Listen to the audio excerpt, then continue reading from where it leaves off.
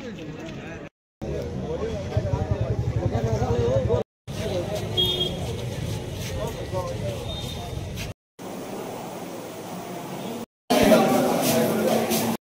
Night round duty ছিল এখানে।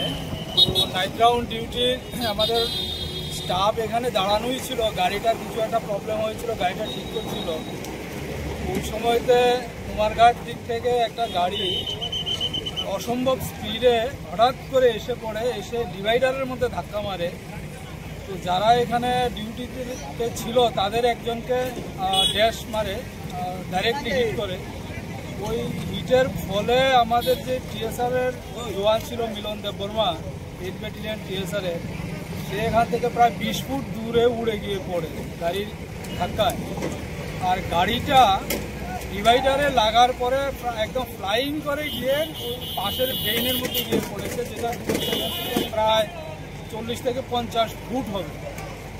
যাওয়ার সময় আমাদের এই দাঁড়ানো গাড়িটা ছিল, ওইটার আবার মানে যে বডিটা আছে, বুট সহজে বডিটার মধ্যে ড্যাশ করে ফ্লাইং যখন যাচ্ছিল গাড়িটা, এতে করে আমাদের গাড়িটাও পড়ে যায় সাইডে, মানে সাইডে ইয়ে হয়ে যায়, কাত হয়ে পড়ে যায়। এবং আমাদের ওইখানে যারা ছিল দাঁড়িয়ে, ওইখানেও 2 জন আরও অ্যাক্সিডেন্ট হয়েছে।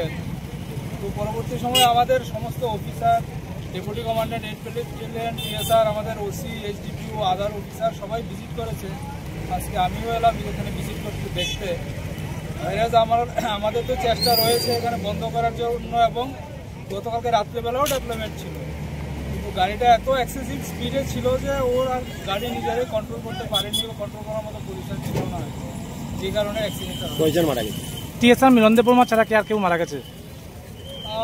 এখন পর্যন্ত যেটা খবর, সিভিল গাড়িটার মধ্যে যারা 3 জন ছিল, স্পটে তো একজন মারা গেছে, এবং শুনেছি আরও 2 জন চিকিৎসারত অবস্থায় মারা গেছে। যে টিএসআর জওয়ানকে আগরতলা রেফার করা হয়েছে, ওনার অবস্থান কীরকম? এখন পর্যন্ত যা খবর আছে সে এখন স্টেবল আছে, ট্রিটমেন্ট তার চলছে জিবি হসপিটালে। এখন পর্যন্ত স্টেবল আছে, আমাদের লোকজন এখানে দেওয়া আছে, এবং ডাক্তারদের সঙ্গে কথা হয়েছে, কথা হচ্ছে। ও আপাতত স্টেবল আছে, বাকি ট্রিটমেন্ট চলছে, দেখা যাবে। যিনি মারা গেছেন ওনার মৃতদেহ কি পরিবারে তুলে দেওয়া হচ্ছে?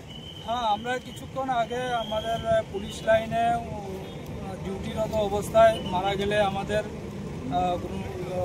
ফোর্সের লোক আমাদের যে নর্মাল সেলামি, সুখ সেলামি, এই সমস্ত কিছু বিষয় থাকে, এগুলো কমপ্লিট করার পরে আমরা পরিবারের হাতে হ্যান্ডওভার করে দিয়েছি পরিবারের লোক। বাড়িটা কোথায় ছিল, কি হয়েছে এখন তো একটু হালকা যেটা জানতে পারলাম। রাত্রে 12:30 পৌনে 1টার মধ্যে একটা ইনোভা গাড়ি মানে কুমারঘাট থেকে খুব দ্রুত আইতেছে, কুমারঘাট রোড দিকে আইয়া ওই চিরাকুড়িতে একটা পুলিশের গাড়ি দাঁড়ানো আসলো।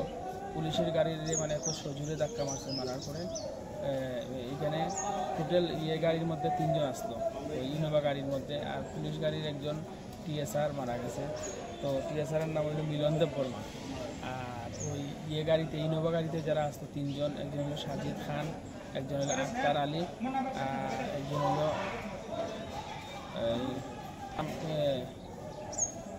3 জন মারা গেছে। তো 3 জনের মধ্যে 3 জনের বাড়ি ভগবাননগর। আর যে টিএসআর যে মারা গেছে তার বাসা কোন জায়গায়? বাসা শুনতে পাচ্ছি কোয়াই বলে, কোয়াই। তো কি মানে আপনি কি দেখছেন রাত্রে গিয়া যে কিভাবে মানে অ্যাকচুয়ালি দুর্ঘটনাটা হয়েছে? রাত্রে গিয়ে দেখছি ওই পুলিশ গাড়িটা তো আসলে অ্যাকচুয়ালি দাঁড়ানিতে আসতো, কিন্তু এই গাড়িটা ইনোভা গাড়ি যেটা এত সজোরে আইছে, এত হাই স্পিডে আইছে, আইয়া মানে মারছে পুলিশ গাড়ি। মানে এখন পর্যন্ত 4 জন মারা গেছে।